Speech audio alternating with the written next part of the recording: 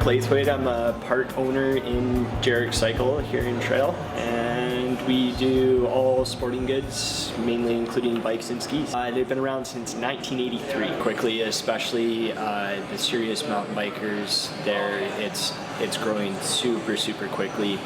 It's you see a lot more tourists for it, like you guys are talking about, and a lot of people are getting a lot higher end of bikes lately too, because they're using it as their #1 sport that they're doing in the summer. They've gotten a lot different actually. They've gotten much lighter, they've gotten more user friendly. All the parts on them have obviously just developed with time and become higher quality as well.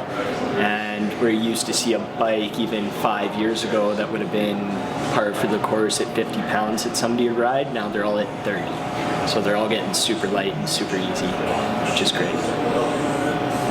Certainly a higher demand, especially like I say in the higher end models. Everybody always bought bikes to kind of ride to school and ride to their friend's house and that kind of thing, but now we're seeing a lot more bikes move for specifically on mountain biking trails. We change what we have in our inventory, so typically what's the stuff that we stock in our stores here because it sells, not just to look pretty. So as before, where we would have had 10 to 20 bikes over $2,000 in the mountain bike category 15 years ago, that's grown significantly to well over 100 bikes per season, and that's how many are leaving. I really enjoyed the job. I did it as a high school job, and I left to become an electrician and worked in that field for a while, and really learned that I liked it here, and it was just more for me being able to work with people all day, and I enjoy retail, so one thing led to another, and here I am. You have your up and down days, so it's definitely sometimes a challenging thing is just to make sure that you're respectful of everybody else regardless of how you're feeling when you walk through the door. Obviously keeping up to date on all the information and on all the goods, because that's your job, and things change so quickly sometimes it's hard to keep track of everything as it moves, but you do your best. My favorite things I've done is outside of here. I have actually went to Revelstoke 2 summers ago, and we did a heli biking trip up Mount Cartier, one of the biggest mountains in Revelstoke. It was super cool. I can't name one specifically that's my favorite. I really like how many different trails there are to pick from, and how you don't get sick of everything just from monotony. It just keeps moving and moving into different trails because you have so much to select from. Yeah, I'm actually just recovering from one right now. I just got my shoulder socket screwed back together. Yeah.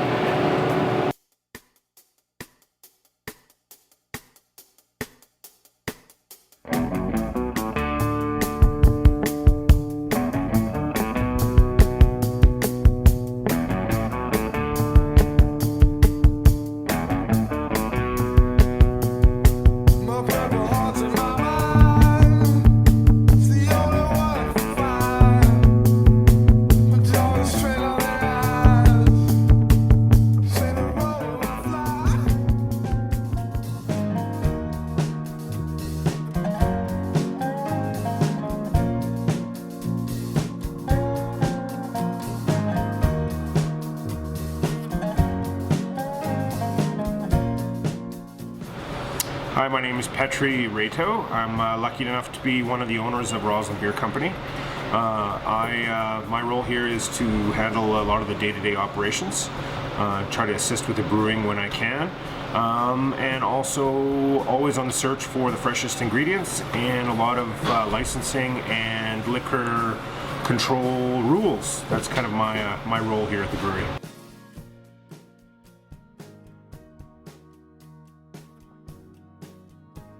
Basically, I'm the guy who's handling all the business end. I will help in the brewing process, but it's pretty limited. I'm making sure everything's running smoothly as far as numbers go, even ordering ingredients. I do all the customs, the brokering. It's really good to learn the process of all the business from every aspect, so it's important that you kind of are hands-on. You know where your numbers are at. We're lucky enough to be in a great location, 10 minutes from the border for certain stuff. We get all of our grain from Armstrong, BC, super local. So yeah, that's basically what I do is I make sure the ingredients are coming in, make sure the business is running smoothly. We've been a company or business for about 3 years, but we have been in Rossland for about a year. It was a long time coming, a lot of late nights discussing that we need a brewery in Rossland. I had the lucky enough privilege to travel around a lot when I was younger, tasting a lot of beers, being at different breweries. So we just knew that it was kind of a perfect market for it, and we were brewing beer at home, and we wanted to kind of take it to that next level. Well, there's just the two of us, so we're pretty small at this point. We're already starting to hire a few people, but yeah, there was only two of us that started. It was Ryan Arnott and myself. If you don't have a plan, it's just a dream, right? So the whole business plan thing is very important in the whole process. It gives you projections, an idea of what the market is, but also from things from ingredients to profit margins, business plans are key. So it kind of gave us an idea of what we would be expecting. We did start it down a trail, which was very strategic. We wanted to see what the market was like. We were lucky enough to have most of our customers from Rossland, and then we decided to move up here because we wanted to build a walk to work.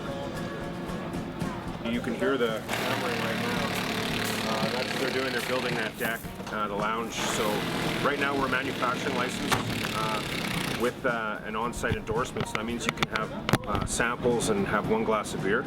But basically the next step for us is with this lounge and deck area that's being built right now is you can have multiple drinks, just like a regular lounge. So we'll be a brewery, a manufacturer with a lounge license. So that's kind of answering that demand that we've kind of found. We didn't really realize that so many people would want a new place to have locally made beer, for sure. Yeah, of course. It's we're lucky enough to have a really unique space. Everything is you can look down and see our tanks, see the brewing equipment. For us, we took a lot of thought in doing the design like that because we wanted people to know where the beer was made, and if they had any questions on what's in what tank and what does what tank do, and the brew kettles from mash tuns to boil kettles. Essentially, the brewing process is you're getting your grain, you're getting some special love juice from that grain. Then that grain is basically taken away. We give the spent grain to farmers, locals for composting, for chicken feed, for pigs, cattle. We have a very, very small carbon footprint. But back to the brewing process, from there, then you have your wort. Once we're in the boil kettle, the beer boils, then you're adding hops. Certain times, basically they're hop additions that are very strategic. Depending on the type of hops, depending on the type of aroma you get, or bitterness. So it's a whole process. It's a little hard to explain in about a minute or two, but in a nutshell, you're using the grain. The only 4 ingredients are water, yeast, hops, and grain.